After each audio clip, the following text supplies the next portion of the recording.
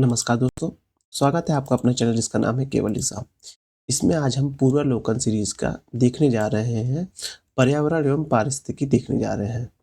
इस चैप्टर से बहुत क्वेश्चन आते हैं और बहुत पतली बुक होती है, ज़्यादा बड़ी बुक नहीं होती है। 254 पेज में पूरी बुक है और 254 पेज में से अगर हमने कुल मिलाकर 50 पेज भी पढ़ लिए, जैसे कि हम देख सकते हो। सबसे पहले हम क्या पढ़ेंगे? पर्यावरण सतत विकास पढ़ेंगे, फिर हम पढ़ेंगे जैव विविधता, हरित गृह प्रवाह कम पढ़ेंगे, उसके बाद हम पढ़ेंगे वन्य जीव अभ्यारण्य और ये पढ़ेंगे। वैकल्पिक ऊर्जा प्रदूषण इतना पढ़ने की जरूरत नहीं है। और ये जो हरित गृह प्रवाह, जलवायु परिवर्तन सम्मेलन, ये सब पढ़ लेंगे। हम केवल और केवल इसमें सिर्फ क्वेश्चन आंसर पढ़ेंगे, क्योंकि क्वेश्चन आंसर्स ही कॉपी पेस्ट होते हैं, ज़्यादा कुछ इसमें होता नहीं है। लेकिन ये चैप्टर इतना इंपॉर्टेंट होता है, ये पूरी बुक, इसमें से आपको हर प्रश्न में, मतलब कि ऐसा मानिए कि वर्तमान में जितने भी पिछले 2015 के बाद से जितने पेपर हो रहे हैं, ज्योग्राफी का सेक्शन आप देख के छोड़ के ज्योग्राफी के सेक्शन के प्रश्न कम हो रहे हैं। उसके दर पे आपको इकोलॉजी और इन्वायरमेंट का सेक्शन ज़्यादा हो रहा है। इकोलॉजी और इन्वायरमेंट के सेक्शन से प्रश्न ज़्यादा आ रहे हैं।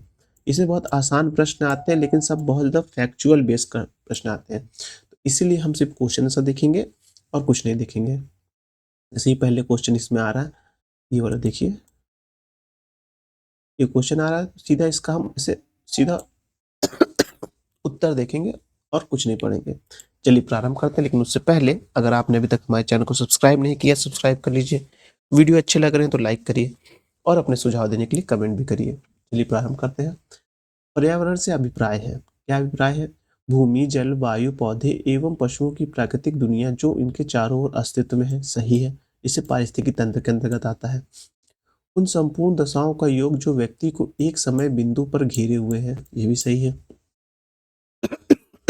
सॉरी। भौतिकी, जैविकी एवं सांस्कृतिक तत्वों के अंतर क्रिया व्यवस्था जो अंतर संबंध होते हैं, तो ये भी सही है। ये तीनों सही है, इसलिए उपयुक्त सभी सही है। पर्यावरण बनता है कैसे? उपयुक्त सभी जैविक घटक, अजैविक घटक, भूमि, आकृति सभी से बनता है। अब है सामान्यतः पर्यावरण को निम्न प्रकार से वर्गीकृत किया जा सकता है। निम्नलिखित में से कौन सा एक वर्गीकरण का अंश नहीं है? तो वो क्या है? परिचालन पर्यावरण ये नहीं है पर्यावरण के अंतर्गत। बाकी सांस्कृतिक, भौतिक, जैविक, ये तीनों ही आप देखेंगे पर्यावरण के तत्व के अंतर्गत आते हैं। अब धारणीय विकास और सतत विकास में देख लेते हैं प्रश्न उत्तर। कथन कारण के प्रश्न है। सतत विकास मानव समाज के कल्याण हेतु महत्वपूर्ण है। क्योंकि ऐसे प्रश्न जब कथन कारण, क्योंकि यह इसलिए लगा के पढ़ा जाता है क्योंकि सतत विकास से अभिप्राय ऐसे विकास से है जो भावी पीढ़ियों की जरूरतों को पूरा करने की योग्यता को प्रभावित किए बिना वर्तमान समय की आवश्यकताओं को पूर्ति करे। तो यह सही है, आप देखेंगे। और जो कथन है, कारण की सही व्याख्या भी कर रहा है। वर्ष 1987 में संयुक्त राष्ट्र के पर्यावरण से संबंधित एक प्रतिवेदन की प्रस्तुति के उपरांत धारणीय विकास यानी सस्टेनेबल डेवलपमेंट पर चर्चा हुई थी। यह प्रतिवेदन था, किसका था? Our common future. जो बुक थी आप देखेंगे, इस बुक की जो मतलब कॉन्फ्रेंस हुई थी, इसका कॉन्फ्रेंस का नाम था आवर कॉमन फ्यूचर। अभी कब हुआ था? 1987 में, ये भी ध्यान रखिएगा। निम्नलिखित घटनाओं को कालानुक्रम क्रम में व्यवस्थित कीजिए तथा नीचे दिए गए कूट में सम्मिलित कीजिए। रियो पृथ्वी सम्मेलन, फिर ब्रॉकलैंड आयोग की रिपोर्ट, मॉन्ट्रियल प्रोटोकॉल्स, उसके बाद द लिमिट टू ग्रोथ है। हाँ, ये चारों दिया हुआ, अब चारों को आपको व्यवस्थित करना है। आप सबसे पहले देखेंगे द लिमिट टू ग्रोथ कब आया था? 1972 में। इस 1972 से पहले आपको एक ध्यान होगा, ईरान में एक सम्मेलन हुआ था, इसे रामसर साइट कहते हैं, रामसर सम्मेलन कहते हैं। तो वो उससे पहले हुआ था, आपको ध्यान होना चाहिए। तो लिमिट टू ग्रोथ कब हुआ था? 1972 में। उसके बाद आप देखेंगे रियो पृथ्वी सम्मेलन कब हुआ था? ये 1992 में हुआ था। ब्रॉकलैंड आयोग की रिपोर्ट 1987 में आई थी। कब आई थी? 1987 में रिपोर्ट आई थी। मॉन्ट्रियल प्रोटोकॉल जो आया था वो आप देखें 1989 में आया था। ये जो है, ये चार क्रम आप देखें, ये बहुत इंपॉर्टेंट है, इनको ध्यान रखिएगा, याद रखिएगा। सीधा से पूछेगा कि ये जो रिपोर्ट आई थी कब आई थी, ऐसे प्रश्न बनेगा कि रियो सम्मेलन किस वर्ष हुआ था, तो ऐसे सीधा बनेगा। अब एक मिनट देखते हैं दिख कैसा रहा है। बहुत शॉर्ट दिख रहा है ना, इसको थोड़ा ज़ूम कर लेते हैं और देखिए आपको स्पष्ट दिख रहा होगा। धारणीय विकास किसके उपयोग के संदर्भ में अंतरपीढ़ीगत संवेदनशीलता का विषय है? तो आप देखेंगे प्राकृतिक संसाधनों का है। सतत विकास के लिए आवश्यक है, क्या आवश्यक है? उपयुक्त सभी जैव जैव विविधता का संरक्षण आवश्यक सतत विकास के लिए, प्रदूषण के निरोध एवं नियंत्रण आवश्यक है, निर्धनता को घटाना ये भी सतत विकास के लिए आवश्यक है। अब है प्रकृति में कार्बन चक्र व जल चक्र के बारे में, इसमें चैप्टर में है। सीधा इसमें हम प्रश्न में आएंगे। पहला प्रश्न है प्रकाश संश्लेषण, श्वसन, जैव पदार्थ का अपक्षय और ज्वालामुखी क्रिया। तो इसके लिए उत्तर नंबर सी देखेंगे, 2, 3 और 4 सही है।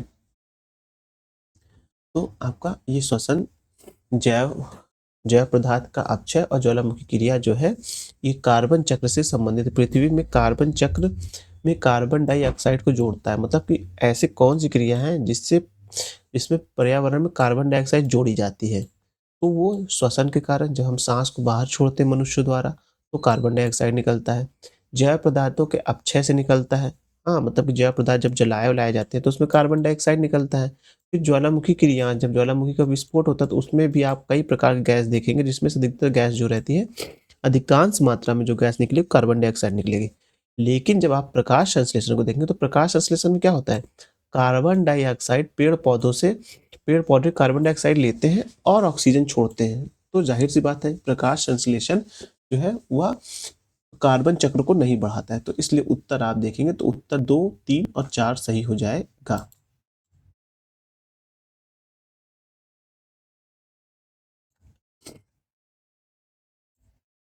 हम दूसरा प्रश्न देखते हैं।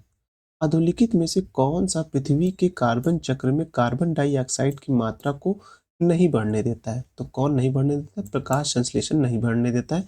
ये ऊपर वाले क्वेश्चन का ही जो है संशोधित रूप है, जो ऊपर प्रश्न आया था। सौर विकिरण की सबसे महत्वपूर्ण भूमिका क्या है? वो क्या है आपका, कार्बन चक्र में सबसे जल चक्र में सबसे ज्यादा सौर विकिरण की महत्वपूर्ण भूमिका होती है, क्योंकि जब सौर की किरणें पड़ती हैं जल में तो जल वाष्प के रूप में ऊपर जाता है, फिर बादल बनता है और फिर नीचे आता है। तो ये जल चक्र का ये प्रारूप है। और इसको प्रभावित कौन करता है? इसको करता है सौर किरणें प्रभावित करती हैं। अब वर्षा की मात्रा निर्भर करती है, किस पे करती है? वायुमंडल में नमी पर निर्भर करती है। वायुमंडल में जहां नमी अधिक होगी आप वर्षा का मात्रा वहां ज्यादा देखेंगे, इसलिए वर्षा की मात्रा वायुमंडल की नमी पर निर्भर करती है। माफ करिएगा, सर्दी बहुत ज्यादा है। कई प्रतिरोधों इसलिए पौधे इसलिए नहीं बढ़ते, जबकि कई प्रतिरूपित पौधे इसलिए नहीं बढ़ते क्योंकि प्रतिरोपण के दौरान अधिकांशतः मूल रोग नष्ट हो जाता है, मतलब कि जो उसकी जड़ें होती है वो नष्ट हो जाती है। यह मेन कारण होते हैं पौधों के विकास का ना होने पाने के लिए। अभी खत्म हो गया। अब चैप्टर आया वायुमंडल का। वायुमंडल में देख लीजिए सबसे ज्यादा नाइट्रोजन गैस, फिर ऑक्सीजन, उसके बाद कार्बन डाइऑक्साइड नहीं है, उसके बाद आर्गन है। ये जब मिलान करने को आता है मतलब ऊपर से नीचे, तो इसमें कभी कभी लोग कंफ्यूज जाते हैं कि आर्गन है, नहीं। याद रखना है नाइट्रोजन है, ऑक्सीजन है, आर्गन, उसके बाद कार्बन डाइऑक्साइड है, उसके बाद दो याद रखिए, फिर नियॉन है, हीलियम है। ये आपको इतना ध्यान रखना है। अब इसमें प्रश्न उत्तर देख लेते सीधा। पृथ्वी की चारों ओर गैसों के समूह को क्या कहते हैं? वायुमंडल कहते हैं। वायु क्या है? वायु एक मिश्रण है। निम्नलिखित नोबल गैसों में से कौन सी वायु में नहीं पाई जाती? तो आप देखेंगे रेडॉन जो है वो वायु में नहीं पाई जाती। हीलियम, आर्गन, नियॉन को मैंने ऊपर बताया था, लेकिन रेडॉन जो है वो नहीं पाई जाती है। शुष्क हवा में नाइट्रोजन की मात्रा कितनी होती है? तो 78% होती है। बस वो सूक्ष्म ऐसे लिख दिया गया है, लेकिन बस ध्यान रखिएगा जो हवा में जो होता है वो 78% नाइट्रोजन होता है। वातावरण में सर्वाधिक प्रतिशत किसका होता है? तो आप देखेंगे नाइट्रोजन का होता है। हवा में गैस की मात्रा सबसे अधिक होती है, कौन सा है? वो नाइट्रोजन है। अब यदि पृथ्वी पर पाई जाने वाली वनस्पति पेड़ पौधे समाप्त हो जाए तो कौन सी गैस की कमी हो जाएगी? तो आप देखेंगे तब ऑक्सीजन की कमी हो जाएगी, कार्बन डाइऑक्साइड बढ़ती चली जाएगी। वर्तमान समय में जो पेड़ कट रहे हैं तो ग्लोबल वार्मिंग आ रही है। इसका मेन रीजन क्या है कि जो पौधे की समाप्ति हो रही है तो कार्बन डाइऑक्साइड गैस की मात्रा बढ़ रही है और कार्बन डाइऑक्साइड गैस जो है बढ़ के क्या करती है, वो पृथ्वी के तापमान जो है उसको बढ़ा रही है। पृथ्वी के तापमान को बढ़ा रही है, इसीलिए जो कहते हैं पौधे लगाने चाहिए। पौधे से क्या होगा कि जो पूरे पृथ्वी पर कार्बन डाइऑक्साइड गैस फैली है, वो पेड़-पौधे द्वारा अवशोषित कर ली जाएगी। तो जो सूर्य से हमारे धरती प्रकाश आता है, उसका जो परावर्तन होता है प्रकाश का, इसे एल्बिडो कहा जाता है, वो एल्बिडो सही हो जाएगा, जिसकी वजह से हमारी पृथ्वी का जो तापमान बढ़ गया है 1 से 2 डिग्री के बीच में, वो संतुलित हो पाएगा। इसीलिए पेड़-पौधे की अगर समाप्ति हो जाती है, तो आप देखेंगे तो पेड़-पौधे खत्म कौन सी गैस छोड़ते हैं? वो छोड़ते हैं आप देखेंगे, वो आपका ऑक्सीजन गैस छोड़ते हैं, तो ऑक्सीजन गैस की कमी हो जाएगी। अब निम्नलिखित में से कौन-सा कार्य पेड़-पौधे का नहीं है? वो कहेंगे क्या नहीं है? वायु का प्रदूषण का काम नहीं है। बहुत सिंपल सा क्वेश्चन है, बहुत सिंपल सा है। आप इसको खुद की समझ से भी कर सकते हैं। अब है पर्यावरण सुरक्षा से प्रश्न आएगा। सीधे प्रश्न पे चलेंगे हम। पर्यावरण अपकर्षण से अभिप्राय है। क्या अभिप्राय है? उपयुक्त सभी, यानी कि पर्यावरणीय गुणों का पूर्ण रूप से निम्नीकरण, मानवीय क्रियाकलापों से विपरीत विपरीत परिवर्तन लाना, पारिस्थितिकी अभि पारिस्थितिकी विभिन्नता के परिणाम स्वरूप पारिस्थितिकी असंतुलन, यानी कि उपयुक्त सभी। अक्षय का विचार संबंधित है, किससे संबंधित है? एक प्राकृतिक क्रियाओं जो चट्टानों को सूक्ष्म कणों से विभक्त करती है, यही है अपक्षय से। निम्नलिखित में से एक संबंध पर्यावरणीय सुरक्षा से नहीं है। कौन सा नहीं है? वो है गरीबी कम करना पर्यावरण सुरक्षा संबंधित नहीं है, बल्कि धारणीय विकास पर्यावरण संबंधित से है, वातानुकूल है। कागज की थैली का प्रयोग करने से क्या होगा? प्लास्टिक कमी होगी। प्लास्टिक कमी होगी तो पर्यावरण जो कचरा फैल रहा है वो संतुलित हो जाएगा। लेकिन गरीबी कम करना ये मानव जीवन की सुरक्षा से संबंधित है, पर्यावरण से नहीं है। अब आएगा धारणीय विकास, सस्टेनेबल गोल्स के साथ आएंगे। तो आपको सब ये सबसे ज़्यादा इम्पोर्टेंस ऑफ परीक्षा में हर हाल में ये प्रश्न आते हैं। आप पिछले 4-5 साल के पेपर उठा कर देख लीजिए, यूपी पीसीएस, यूपीएससी या और भी विभिन्न राज्यों की परीक्षाएं या फिर जो आरओ की परीक्षाएं होती उनमें उठा कर देख लीजिए। आपको इससे ये जो 17 लाइन लिखी हुई है आप देखेंगे, इससे आपको प्रश्न मैं कह रहा हूँ हर एक पेपर में मिल जाएगा। चाहे वो छोटी सी लाइन में मिले लेकिन मिल ज़रूर जाएगा। और इसमें सबसे ज़्यादा पूछा क्या जाता है, मैं भी बता देता हूँ, आप ज़्यादा नहीं पढ़ना है। आप एक ठो ये याद रख लीजिए, मैचिंग कराने में काम आएगा। ये क्या है? जलीय जीवन की सुरक्षा, यानी कि जल के नीचे जो जीवन है उसकी सुरक्षा 14 पे है। फिर थल पे जो जीवन है उसकी सुरक्षा है। ठीक है? ये दोनों याद रखिए। फिर उसके बाद आप याद रखिए, यहाँ सबसे स्टार्ट करिए। ये दोनों अगर आप मैच कर लेंगे तो और सब हो जाएगा। 13 जलवायु कार्यवाही याद करिए। पहला याद करिए। पहला है गरीबी की समाप्ति, दूसरा है भुखमरी की समाप्ति। देखिए ऐसे याद करिए, जब व्यक्ति को गरीब होने से हम बचा लेंगे, यानी कि व्यक्ति को गरीब नहीं होने देंगे, तो ज़ाहिर-सी बात है जब वो गरीब नहीं होगा, तो वो खाना खाएगा, तो भुखमरी समस्या अपने आप समाप्त हो जाएगी। तो गरीबी को समाप्त करना है तो उसके साथ-साथ हमें क्या और फ़ायदा मिलेगा? फ़ायदा मिलेगा हमको भुखमरी से रिलेटेड, कि भुखमरी भी हमारी समाप्त हो जाएगी। अब गरीब इंसान गरीबी से हट गया, तो भुखमरी समाप्त हो गया। भुखमरी के साथ जब जब आदमी के पास पैसा होगा, खाना खाएगा, तो ज़ाहिर-सी बात है अपने स्वास्थ्य के बारे में भी सोचेगा। तो लोगों के स्वास्थ्य एवं अयोग्यता, जो लोगों में स्वास्थ्य संबंधित जानकारी वो भी बढ़ेगी। अब इसको मैं आपको सरकार की एक नीति के थ्रू समझाता हूँ। सरकार योजना चला रही है कौशल विकास या स्टार्टअप, इस तरह कई योजनाएँ चला रही है, किस लिए चला रही है? कि व्यक्ति सशक्त बन सके और अपना विकास कर सके, अपने को गरीबी के दुष्चक्र से बाहर निकाल सके। तो इस तरह की जो योजनाएँ चल रही हैं, वो किस लिए चल रही हैं? सस्टेनेबल जो गोल है, पहले गोल के लिए, गरीबी समाप्त, हाँ। फिर आप देख रहे हो सरकार 80 करोड़ लोगों को 5 किलो अनाज दे रही है। किस लिए दे रही है? मिड डे मील योजना चला रही है। किस लिए चला रही है? वो भुखमरी को समाप्त करने के लिए। इसलिए भुखमरी को समाप्त करने के लिए पहला, अगर हम लोगों को रोजगार दे पाएँगे, तो गरीबी समाप्त होगी। फिर उसके बाद हमने दूसरा काम सरकार ने क्या किया है? उसने किया है कि मिड डे मील जैसी योजनाएँ स्टार्ट की, मिड डे मील योजनाएँ, सरकारी किचन जो चलती हैं वो हो गई हैं, 5 किलो अनाज हो गया है, ये दे दिया। अब लोगों के स्वास्थ्य के लिए देखिए क्या कर रही है। लोगों के स्वास्थ्य के लिए आपने देखा होगा कि जीवन ज्योति बीमा योजना चलती है, हाँ? फिर उसके बाद पीएमजेकेवाई जिसे कहते हैं, उसके बाद देखेंगे आप आयुष्मान कार्ड बना के दे दी है, लोगों को स्वास्थ्य के लिए आयुष्मान कार्ड बना के दे दी है। हाँ, फिर गुणवत्तापूर्ण शिक्षा के लिए क्या कर दी है, आर्टिकल 21 ए याद होगा आपको।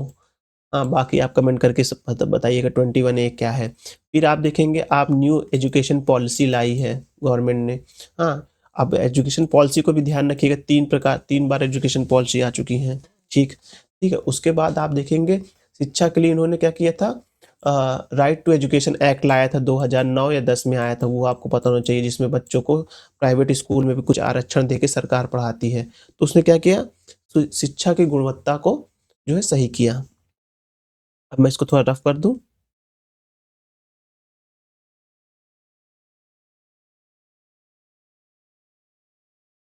हाँ, अब हम दें लैंगिक समानता। लैंगिक समानता के लिए हम क्या कर रहे हैं, हम महिलाओं को सशक्त कर रहे हैं, उनके अधिकार को बढ़ा रहे हैं। आर्टिकल 14 यूज़ कर रहे हैं, आर्टिकल 15 यूज़ कर रहे हैं, आर्टिकल 21 यूज़ कर रहे हैं। फिर हम समान नागरिक संहिता भी ला रहे हैं 44 के थ्रू। ये सब किससे प्रभावित है, ये सतत विकास के जो आप 5वां लक्ष्य देखेंगे उससे लैंगिक समानता के बीच आ रहा है। ठीक है, लैंगिक समानता वाला अब हो गया है। अब उसके बाद आप देख रहे हैं, फिर आप देखिए छठे नंबर पे क्या आ रहा है। छठे नंबर पे क्या आ रहा है, आपका जल एवं स्वच्छता। जल एवं स्वच्छता देखे होंगे, हमने ओडीएफ फ्री कर दिया है। यूपी पूरा 100% ओडीएफ फ्री हो गया है, यानी शौचालय सभी को मिल गए हैं। ठीक है, स्वच्छता के लिए, जल के लिए हमने हर घर जल मिशन रखा था कि हर घर हम पाइप से कनेक्शन दे देंगे। हाँ, 2024 का लक्ष्य था हर घर जल को लिए, सरकार ने इसको भी प्राप्त कर लिया है। तो क्या किया है, छठवां जो सस्टेनेबल गोल था उसको प्राप्त कर लिया है। अब स्टार्टिंग से हम करते हैं, फिर से याद करते हैं। पहला क्या था, हमको गरीबी को समाप्त करना था। गरीबी को समाप्त करने के लिए हमने स्टार्टअप जैसी योजनाएं लाए थे, ऐसे याद रखिए। दूसरा हमने क्या किया, गरीबी के बाद हमने क्या किया, हमने किया कहते हैं भुखमरी की समाप्ति। भुखमरी की समाप्ति के लिए हमने क्या, मिड डे मील जैसी योजनाएं, 5 किलो अनाज देना, ये सब की योजनाएं। अब जब गरीब कहते हैं, सब तो गरीबी हट गई, भुखमरी हट गई, अब स्वास्थ्य की बारी आ गई। स्वास्थ्य के लिए हमने आयुष्मान कार्ड जैसे चीज स्टार्ट की है। अब गरीबी हो गई, भुखमरी हो गई, स्वास्थ्य हो गया, अब उसके बाद हमारे यहाँ गुणवत्तापूर्ण शिक्षा की बात आ गई। गुणवत्तापूर्ण शिक्षा के लिए हमने क्या किया, हमने न्यू एजुकेशन पॉलिसी लाई। अब 5वां लक्ष्य देखेंगे आप, 5वें लक्ष्य में हमने क्या किया, लैंगिक समानता कर दिया। 6वें लक्ष्य में हमने क्या किया, जल एवं स्वच्छता से संबंधित बात कर ली। फिर 7वां देखेंगे, किफायती और स्वच्छ ऊर्जा। स्वच्छ ऊर्जा से तात्पर्य क्या है, किफायती और स्वच्छ ऊर्जा मतलब क्या है, स्वच्छ ऊर्जा से मतलब ग्रीन एनर्जी। ग्रीन एनर्जी के लिए आपने देखा होगा भी, सरकार ने 22 जनवरी को एक नई योजना सूर्योदय योजना लॉन्च की है। उसमें देखेंगे आप हर घर 1 करोड़ परिवार को देखेंगे, जो शहरी परिवार होंगे उनके लिए आप देखेंगे छत पे सौर पैनल लगाएंगे। तो इससे क्या होगा, किफायती, और वो उस पर सब्सिडी भी बहुत ज़्यादा दे रही है सरकार, तो किफायती हो गया और स्वच्छ ऊर्जा मिल गई। स्वच्छ ऊर्जा मिल गई तो अगर हम लोग जो ग्रिड वाली योजना नहीं करेंगे तो हम लोग को कोयला का दहन नहीं होगा, पर्यावरण प्रदूषित नहीं होगा। तो हमने क्या किया, हमने स्वच्छ ऊर्जा का भी इंतजाम कर लिया। अब पहले से याद करते हैं फिर से। पहला आप देखेंगे क्या है, गरीबी समाप्त की। दूसरा हमने देखेंगे भुखमरी समाप्त की। तीसरा हमने देखा स्वास्थ्य पे खर्चा किया। चौथा हमने देखा गुणवत्तापूर्ण शिक्षा पे खर्च किया। पांचवा आप देखेंगे लैंगिक समानता लाया। छठा आप देखेंगे, छठवें पे हमने कहते हैं जल की बात की, स्वच्छ जल और स्वच्छता की बात की। हाँ, सातवें पे हमने देखेंगे किफायती और स्वच्छ ऊर्जा की बात की। अब आठवां देखेंगे कि उत्कृष्ट कार्य और आर्थिक विकास। आर्थिक विकास से संबंधित क्या हो जाएगा, हमने कहते हैं हम ज़्यादा से ज़्यादा कहते हैं इंफ्रास्ट्रक्चर पे खर्च कर रहे हैं, तो ये हो गया। फिर उसके बाद देखेंगे अधोमुखी नवाचार एवं बुनियादी ढांचों का विकास करना। ये बुनियादी ढांचों का हमने विकास करें, नए एम्स खुल रहे हैं हमारे, देख रहे हैं जो हमारे कहते हैं इसरो अच्छा काम कर रहा है, वो सब नवाचार से ही तो हो रहा है ना, तो ये नवा हो गया। अब नौ से नवाचार ऐसे याद कर लीजिए, उद्योग नवाचार और बुनियादी ढांचों का विकास करना, रोडों का इंफ्रास्ट्रक्चरों का विकास हो रहा है, रेलवे में नए विकास हो रहे हैं, वंदे भारत जैसे ट्रेन चल रही है, मेट्रो चल रही है, बुलेट ट्रेन चलाने की बात हो रही है, कवच जो ट्रेन में कवच सिस्टम लग रहा है उसको लगाने की बात हो रही है। अब ये देख लिए। अब फिर देखें असमानताओं की कमी करना। हाँ, लोग आपने देखा होगा, सरकार ने भी कमेंट करके बताया कि हमने 22 करोड़ लोगों को गरीबी से बाहर निकाल लिया है। तो इससे मतलब क्या है कि वो असमानताओं जो जो असमानताएं फैल रही थी उसको हमने कम किया है। अब अब समाहनी शहरी और सामुदायिक विकास हमने किया है। ज़िम्मेदारी के साथ उपभोग और उत्पाद से संबंधित रखिए। हमने गा खाने में गुणवत्ता लाई है, हमने ईट राइट कहते स्टेशनों का विकास किया है, तो ये सब इम्पोर्टेंट है। फिर उसके बाद हमने जलवायु के संबंधित के लिए हमने क्या किया है, हम सस्टेनेबल गोल्स को फ़ॉलो कर रहे हैं। हम 2070 तक हमने नेट ज़ीरो एमिशन का लक्ष्य रख दिया है। हम ग्रीन एनर्जी को बढ़ावा दे रहे हैं। तो ये होगा जलवायु कार्यक्रम। फिर जलीय जीवों की सुरक्षा के लिए मतलब कि हमने एक नए रामसर साइट बना रहे हैं, हम नदियों को स्वच्छ रख रहे हैं, तो उससे क्या होगा जो जल के नीचे जो जीवन है, वो सुरक्षित होगा। फिर थलीय जीवनों की सुरक्षा के लिए जो पारिस्थितिकी अनुकूल देखिए हम बाघ की संख्या को बढ़ा रहे हैं, हम चीते की संख्या को बढ़ा क्योंकि एक पूरा चैन होता है, जिसके थ्रू एक पर्यावरण चलता है, तो उसके लिए बाघों का होना बहुत ज़रूरी है।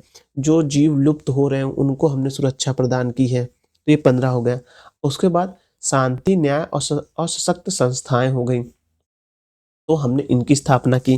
फिर लक्ष्यों के लिए भागीदारी, सबसे इम्पोर्टेंट तो यही है कि लक्ष्यों के लिए भागीदारी भी होनी चाहिए, कि सिर्फ़ एक ही व्यक्ति सरकार ही नहीं, हमको सबका साथ, सबका विकास, सबका विश्वास और सबका सम्मान, इस चारों लक्ष्य पाने हैं, तो लोगों का साथ होना भी ज़रूरी है। तो याद रखिएगा, ये जो हमने इसको 17 लक्ष्य याद किए हैं, याद रखिएगा, 10-20 बार पढ़िएगा, इसमें से क्वेश्चन 100% आते हैं। पहला गरीबी, दूसरा भुखमरी, तीसरा स्वास्थ्य, चौथा गुणवत्तापूर्ण शिक्षा, पाँचवाँ देखेंगे आप लैंगिक समानता, छठवाँ स्वच्छ जल और कहते हैं आप स्वच्छता संबंधित, सातवाँ देखेंगे किफ़ायती ऊर्जा से है, आठवाँ देखेंगे आप उत्कृष्ट कार्य और आर्थिक कार्य के लिए, 9 से नवाचार से है, उद्योग नवाचार बुनियादी ढांचे से है, 10वां में देखेंगे आप असमानताओं की कमी से है, 11वां देखेंगे आप संवहनी शहरी और कहते सामुदायिक विकास से है, 12वां आप जिम्मेदारी पूर्ण उपभोग और उत्पादन से है, 12 हो गया, 13 में जलवायु कार्रवाई,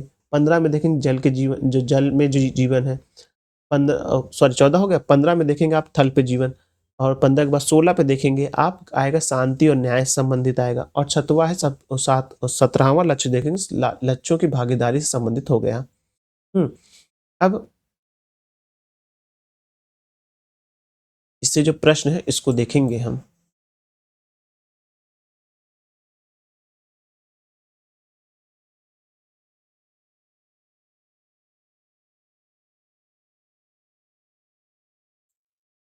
पहला क्वेश्चन है धारणी विकास लक्ष्य यानी सस्टेनेबल डेवलपमेंट गोल्स पहली बार 1972 में एक वैश्विक विचार मंडल यानी थिंक टैंक ने, जिससे क्लब ऑफ रोम कहा जाता है, प्रस्तावित किया था। धारणी विकास लक्ष्य 2030 तक प्राप्त किया जाना है। तो ये जो 72 लिखा है यहाँ 92 होना चाहिए था, रियो सम्मेलन से संबंधित था। उसके बाद 2012 में आपने देखा था रियो सम्मेलन जो हुआ था उससे संबंधित है, ना कि 1972 में। तो ये वाला गलत है, पहला वाला जो सेकंड वाला जो है 2030 तक उसको प्राप्त करना है, ये सही है। सतत विकास लक्ष्य 2017 के सूचकांक में भारत का कौन सा स्थान था, तो आप देखेंगे उस वक्त का स्थान तो नहीं है, लेकिन वर्तमान में आप जो 2021 की सूची देखेंगे तो उसमें 120वां स्थान था, ये ध्यान रखिएगा और इसको आप करंट से भी आप अपडेट करते चलिएगा। निम्नलिखित में से कौन सा राज्य भारत की धारिणी विकास लक्ष्य सूचकांक 2019-20 के शीर्ष 5 राज्यों की सूची में नहीं है? उस समय क्या था? गुजरात नहीं था। ये सब करंट से आप अपडेट करिएगा क्वेश्चन। अब है नीति आयोग द्वारा हाल ही में जारी सतत विकास लक्ष्य यानी कि एसडीजी सूचकांक 2019 के अनुसार कौन सा राज्य प्रथम स्थान पर है? तो उस समय केरल था।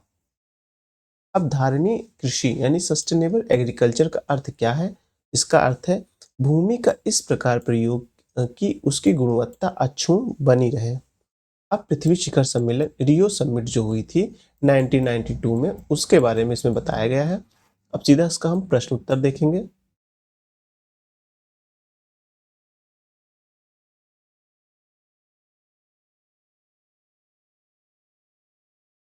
रियो दी जेनेरियो में संपन्न अंतर्राष्ट्रीय सम्मेलन था, किस लिए था?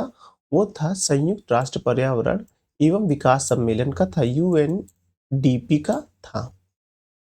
अब है भूमंडलीय पर्यावरण सुविधा के संदर्भ में निम्नलिखित में से कौन सा कथन सही है? तो देखेंगे, यह जैव विविधता पर अभिसमय एवं जलवायु परिवर्तन पर संयुक्त राष्ट्र ढांचा अभिसमय के लिए वित्तीय कार्यक्रम के रूप में काम करता है।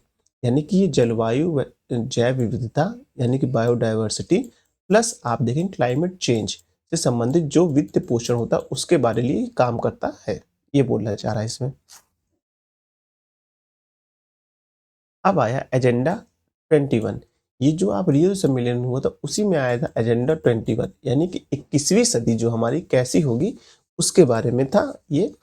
अब उसमें हम देख लेते, पढ़ लेते, सीधा क्वेश्चन आंसर देखते हैं। पहला प्रश्न है, समाचारों में कभी कभी दिखने वाले एजेंडा 21 के संदर्भ में निम्नलिखित कथनों पर विचार कीजिए।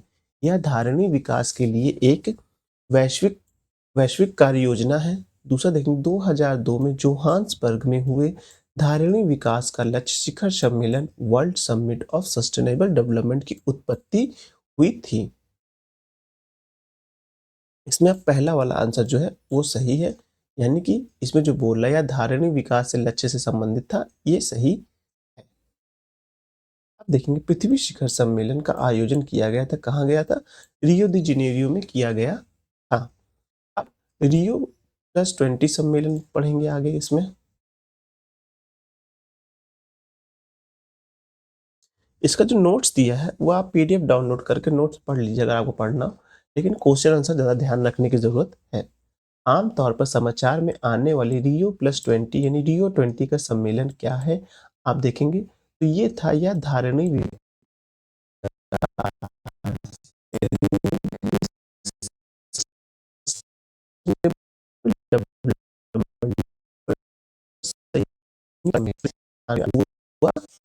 अब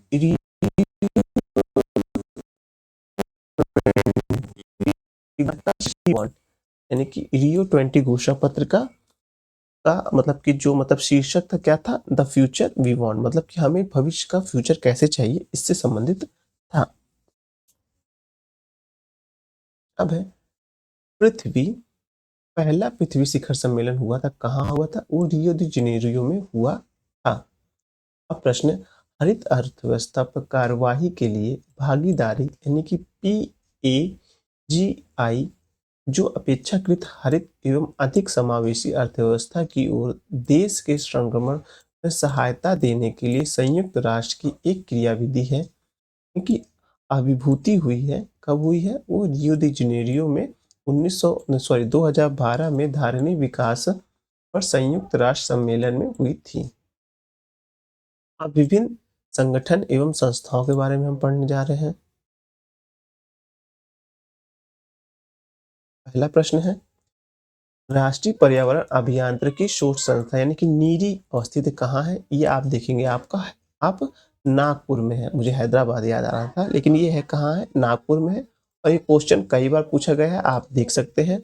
हाँ, उसके बाद है राष्ट्रीय पर्यावरण अभियांत्रिकी शोध संस्थान नीरी कब और कहाँ स्थापित किया गया? तो ये नागपुर में स्थापित किया गया। कब स्थापित किया? 1958 में स्थापित किया गया था।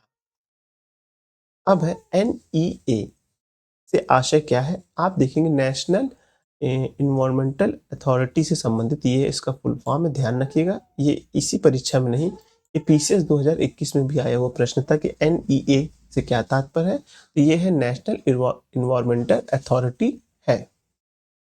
अब आगे प्रश्न देखते हैं, विश्व मौसम विज्ञान संगठन का मुख्यालय कहाँ अवस्थित है? ये जिनेवा में है। कहाँ है? WMO का विश्व मौसम विज्ञान संस्था का जो मुख्यालय कहाँ है? जिनेवा में है।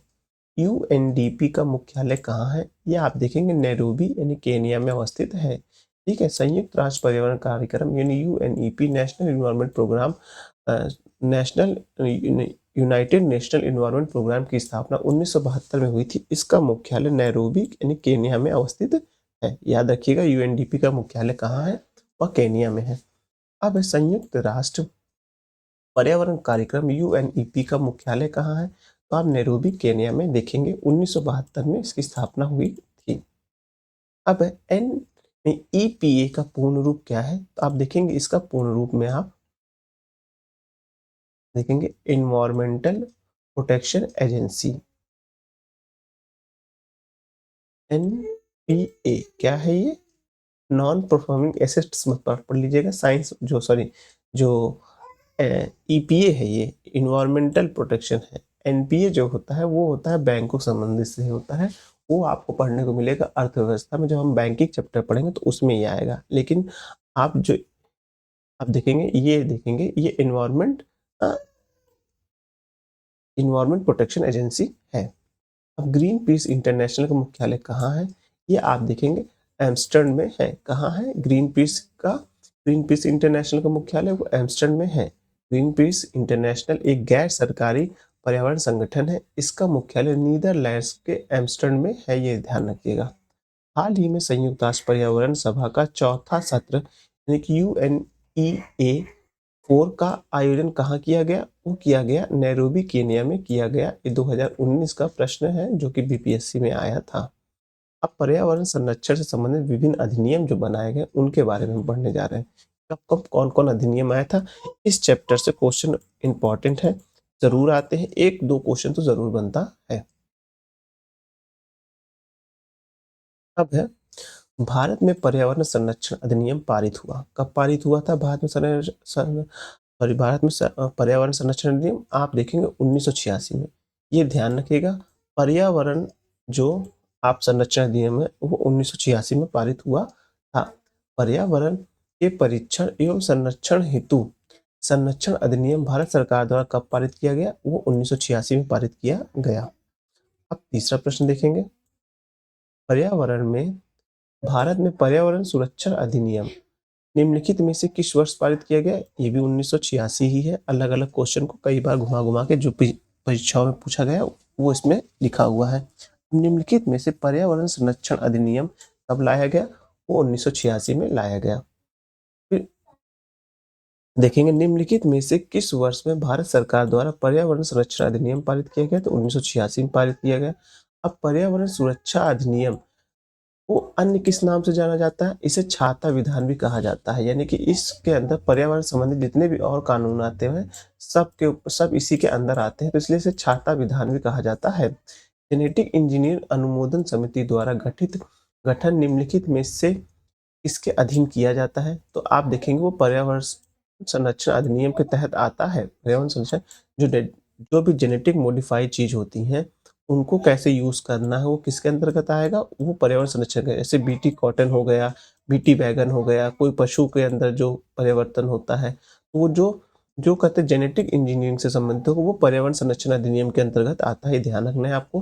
निम्नलिखित में से कौन सा पर्यावरण संतुलन के संरक्षण से संबंधित है? तो एक वन नीति, दूसरा आप देखेंगे पर्यावरण सुरक्षा अधिनियम, फिर है औद्योगिक नीति, फिर है शिक्षा नीति। तो आप देखेंगे सभी चारों में है। आप देखेंगे पर्यावरण संतुलन से संबंधित है, शिक्षा में भी बताया पर्यावरण को पढ़ाया जाता है, औद्योगिक नीति में भी है, पर्यावरण सुरक्षा कानून तो है, ये वन नीति भी है इससे संबंधित है। अब नेशनल ग्रीन ट्रिब्यूनल भारत सरकार द्वारा स्थापित कब किया गया था? ये किया गया था 2010 में। इसका मुख्यालय कहाँ है? इसका मुख्यालय आप देखेंगे कि नई दिल्ली में है। ये बहुत इंपॉर्टेंट, ध्यान रखिएगा। नेशनल ग्रीन ट्रिब्यूनल, ये हमने इसको यहाँ रोक दिया, आप वीडियो रोक के इतना पढ़ सकते हैं। फिर है एनजीटी का पूर्ण रूप क्या है? नेशनल ग्रीन ट्रिब्यूनल ट्रिब्यूनल है। अब है भारत के परिप्रेक्ष्य में निम्नलिखित में से कौन सा कथन जलवायु परिवर्तन के दुष्प्रभावों के संदर्भ में सत्य नहीं है? तो देखेंगे हाल ही में दक्षिण अफ्रीका के सन सिटी में आयोजित बेसिक की 19वीं बैठक में शामिल न होना। अब है राष्ट्रीय हरित न्यायाधिकरण अधिनियम 2010 भारतीय संविधान के निम्नलिखित में से कौन से प्रावधानों के अनुरूपित अधिनियमित हुए हैं? तो आप देखेंगे इसमें पहला आंसर सही है कि स्वस्थ पर्यावरण के अधिकार के अनुरूप जो अनुच्छेद 21 के अंतर्गत जीवन के अधिकार का अभिन्न अंग है। पहला वाला इसमें सही है। राष्ट्रीय हरित अधिकरण एनजीटी की किस प्रकार केंद्रीय प्रदूषण नियंत्रण बोर्ड से भिन्न है? तो आप देखेंगे ये भिन्न कैसे है। कथन बी वाला सही है इसमें। एनजीटी एनजीटी पर्यावरण न्याय उपलब्ध कराता है और उच्चतर न्यायालयों के मुकदमे के भार को कम करने में सहायता करता है, जबकि सीपीसीबी झरने और कुओं की सफाई को प्रोत्साहन करता है तथा देश की गुणवत्ता में सुधार लाने का लक्ष्य रखता है। अब है परीक्षा उपयोगी तथ्य जो है उससे संबंधित है, तो इसको सीधा हम क्वेश्चन से देख लेते हैं। इसके क्वेश्चन आप याद रखिएगा।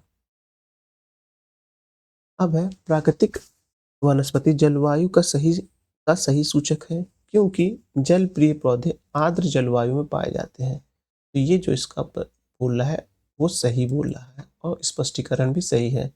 इको मार्क उन भारतीय उत्पादों को दिया जाता है जो देता है पर्यावरण के प्रति मैत्रीपूर्ण होते हैं। 2021 के साथ साथ, और ये 2021 में प्रश्न आया, 2012 में भी पीसीएस में आया, मुझे याद है। इको मार्क प्रति निम्नलिखित में से किससे संबंधित है? वो है पर्यावरण की सुरक्षा से संबंधित है। ये देखिए 21 में भी आया है।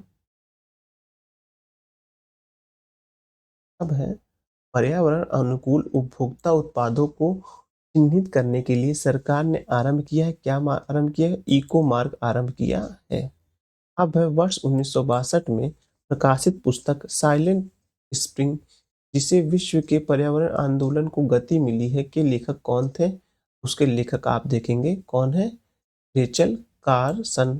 कौन है? रेचल कार्सन है। नगरीकरण एवं औद्योगिकरण हानिकारक है उपयुक्त सभी के लिए, संतुलित विकास के लिए, पर्यावरण पारिस्थितिकी के लिए, जैव विविधता के लिए है। अब हरित विकास यानी ग्रीन डेवलपमेंट के लेखक कौन है? तो आप देखेंगे इसके लेखक है WM एम्स्टर्न एडम है। प्राकृतिक कृषि का अन्वेषण किसने किया था? ये इसका किया गया था मसानोबु फुकुओका ने किया था, जो कि जापान के थे। पर्यावरण संरक्षण के लिए ग्रीन आर्मी को किसने प्रारंभ किया? तो वो ऑस्ट्रेलिया ने प्रारंभ किया था। 20वीं सदी के 80 के दशक के मध्य विकास के नकारात्मक पक्षों का विस्तार को चर्चा मिली थी। निम्नलिखित में से कौन सा एक महत्वपूर्ण नहीं था? तो देखेंगे राजनीतिक और एवं विकास महत्वपूर्ण नहीं था। लाचीमाड़ा में पर्यावरण की अपार क्षति के कारण चर्चा में था। वो कहाँ अवस्थित था? वो केरल में अवस्थित था। ग्रीन विश इंगित करता है, किसे करता है? वह देखेंगे पर्यावरण संरक्षण का झूठा वादा करना। ग्रीनविश इंगित करता है। भारत में निम्नलिखित राज्यों में से किसने हाल ही में हरित गृह यानी ग्रीन हाउस गैसों हरित गृह कृषि यानी ग्रीन हाउस फार्मिंग प्रारंभ की है? तो की है पंजाब ने प्रारंभ की है। उसको मिल रहा है भाई इतना। अब प्रश्न देखते हैं आगे। अपने वार्षिक सर्वेक्षण के परिणाम के रूप में नेशनल जियोग्राफिक सोसाइटी एवं अंतर्राष्ट्रीय मतदाता कंपनी ग्लोबल स्कैन ने ग्रीन डिस्क 2019 पर स्कोर के तहत भारत के शीर्ष स्थान दिए हैं। वह स्कोर क्या है? वह स्कोर आप देखेंगे, यह विभिन्न देशों के पर्यावरणीय रूप में धारणीय उपभोक्ता व्यवहार का मानक है। अब है विश्व पर्यावरण दिवस की तारीख मनाई जाती, कब मनाई जाती है? वो 5 जून। इंपॉर्टेंट प्रश्न है, ध्यान रखिएगा। अब है पर्यावरण दिवस मनाया जाता है, कब मनाया जाता है? 5 जून को मनाया जाता है। अब इस तरह से हमारा जो पहला चैप्टर था वो कंप्लीट हुआ। अब हम नेक्स्ट वीडियो में अपने देखेंगे पारिस्थितिकी को देखेंगे। हम जल्दी जल्दी सब खत्म करने की कोशिश करेंगे, ज़्यादा लंबा टॉपिक नहीं है, बहुत जल्दी खत्म हो जाएगा। चलिए वीडियो यहीं समाप्त करते हैं, लेकिन उससे पहले अगर आपने हमारे चैनल को सब्सक्राइब नहीं किया, सब्सक्राइब कर लीजिए। वीडियो अच्छे लग रहे हैं तो लाइक करिए और अपने सुझाव देने के लिए कमेंट भी करिए। धन्यवाद।